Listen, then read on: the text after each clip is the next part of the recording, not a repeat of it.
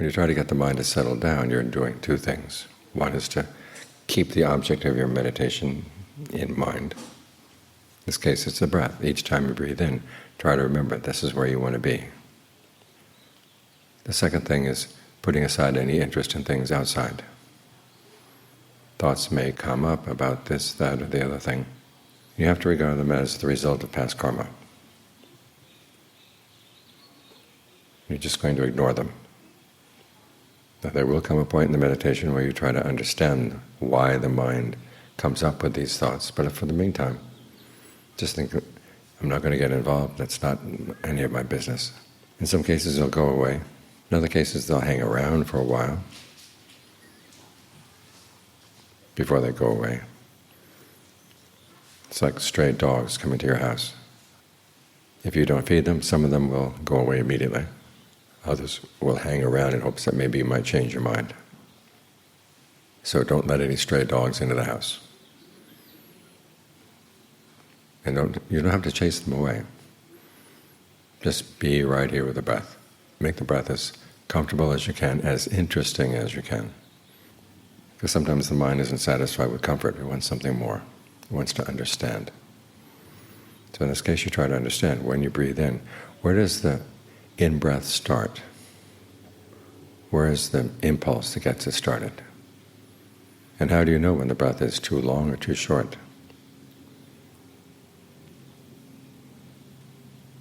And when the breath gets comfortable, what can you do to maintain that sense of well-being? And how do you spread it around?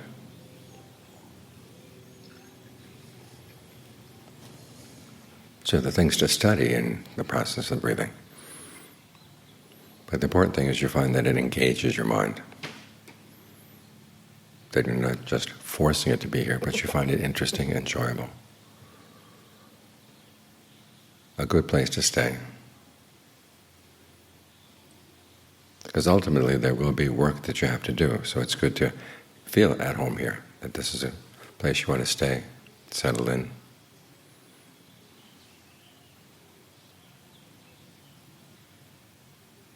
Because on the one hand, you'll want to understand the things that pull you away from the concentration. What is their allure? In some cases, you simply drift off from lack of mindfulness. Other times, a thought comes up and you say, well, this looks interesting. It's like a little present that's been sent your way. And you want to look inside, see what's inside the present. And too often it's nothing much. It's all in the wrapping. So what is there about the wrapping that has you deceived? Often it's not so much the wrapping itself, but the mind itself is looking for diversion, looking for something new, something fun. And as you look into this process of distraction, you find you learn a lot of things about the mind. And you learn about them with two steps, through mindfulness and through discernment. The Buddha himself makes the comparison. He says it's like a dam. Mindfulness is the dam that stops things. In other words, you remind yourself you don't want to go with that thought. And discernment is what takes it apart.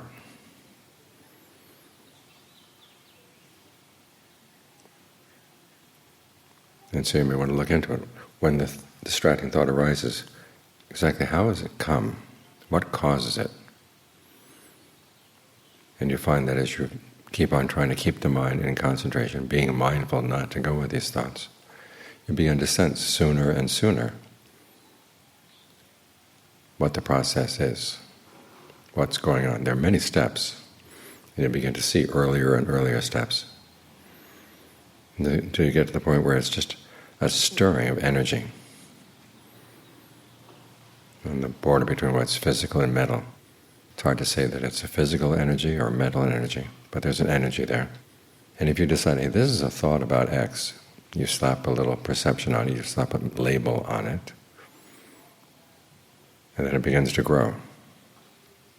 So you have to ask yourself, why are you slapping labels on these things? What are you looking for? That's called the origination. Then there's passing away. When you lose interest in the thought, it drops. But as long as you find that there's some reason for it to hang around, you pick it up again. But try to notice those moments when the mind drops a thought, and then its decision to pick it up again. Sometimes it's based on the hormones in the body. Say you have an angry thought, and the hormones go rushing through your blood system. And then the thought drops away, because after all it is something fabricated. It's inconstant, stressful, not self. So it'll go away. But you still feel the impact of those hormones in your body. So something inside you tells you, well, I must still be angry. You pick it up again. There's that voice in the mind that says your feelings are your real, the real ways you think about things. Or sometimes people even say that your body has its wisdom. The body doesn't know much of anything at all. What you're dealing with is different levels of the mind. And if they're in ignorance, you can't say they're wise.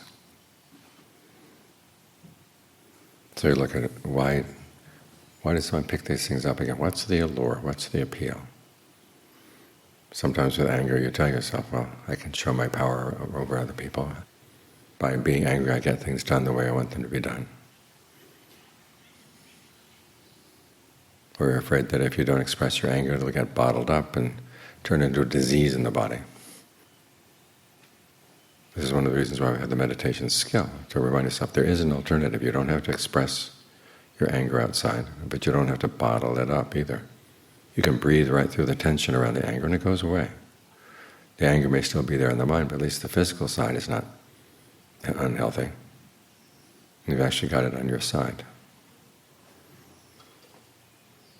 And when the anger doesn't have any power over your body, then you can look at it more objectively and realize that it has its drawbacks. Because when you're angry, you jump at whatever thought comes into the mind. You think that's an inspired thought, you run with it. In other words, you have no sense of shame, no sense of compunction. Anything can pop into the mind and it comes right out. You feel that if you have the right to be angry, then you have the right to say whatever you want. And then you're going to regret it afterwards. So you think about the drawbacks of whatever that was, whatever the emotion is, whatever the distraction is. And do you see that they really outweigh the allure? Because the allure is nothing much. But we have a tendency to dress it up when you can undress it and see that it's just the mind being stupid, the mind being ornery, the mind being stubborn. For what purpose? You get to the point where you say, this is not worth it. Then you let it go. These are the 5 steps that constitute insight. It's a teaching that the Buddha stresses many, many times throughout the Canon, and it's amazing how little emphasis people put on it nowadays. But this is how you gain discernment around the things that are harassing your mind, the things that are keeping it from being at peace, calm, stable inside. And this way your concentration goes deeper, because it becomes more and more resilient. You get quicker and quicker at seeing through the things that would pull you away, until it feels like concentration is the normal state of the mind.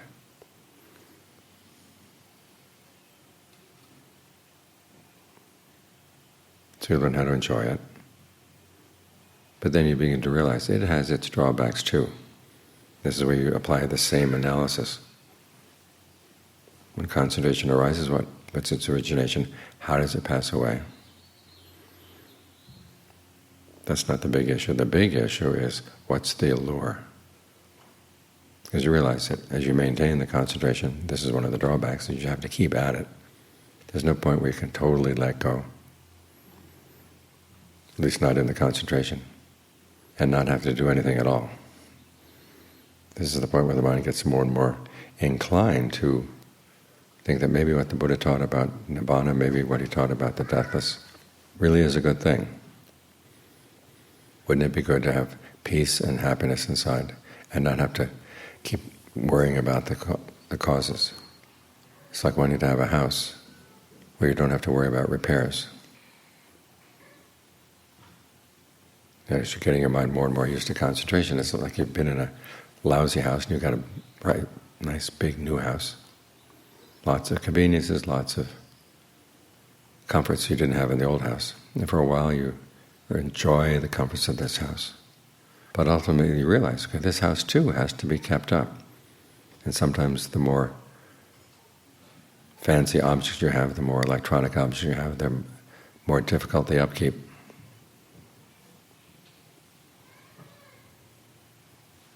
This doesn't mean you leave concentration and go back to your normal state. You want to go to something that's even more refined, something even more stable, something more reliable. That's when the mind inclines to either stay in concentration or go anyplace else. And it's that neither here nor there. When that opens up in the mind, that's when you encounter something else entirely. What the Buddha says is unfabricated. In other words, it's nothing you made up, nothing you have to create, and also nothing you have to maintain. And you realize that the Buddha was right. This is the ultimate happiness. So that's the process of developing insight as the mind settles down. It's not that you do concentration practice and then drop the concentration and then do insight practice. You do the two of them together, and you gain your insight in the practice of putting away the distractions, understanding them, taking them apart. And then as the mind settles down more and more, then you start taking apart the concentration, understanding what its allure is, what its drawbacks are, and how you can go beyond it by developing the dispassion that comes from seeing that the drawbacks outweigh the advantages, and that there is something better. So the path the Buddha taught is nothing mysterious.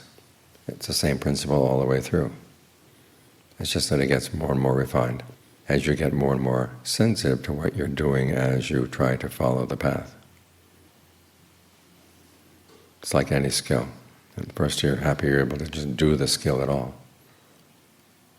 But then you get so that you want to do it in more and more refined ways. You get more sensitive to the things that get in the way of doing it really smoothly, really gracefully, doing it really well. The difference here is that there's a higher skill that helps get you past the skills of concentration and mindfulness, and even discernment. You drop the discernment at the point of full awakening. But in the meantime, you make use of these things. So you don't have to look anywhere else. And it's not the case you just say, well, we'll do samatha for X number of hours, X number of days, and then do insight. You're doing the two of them together.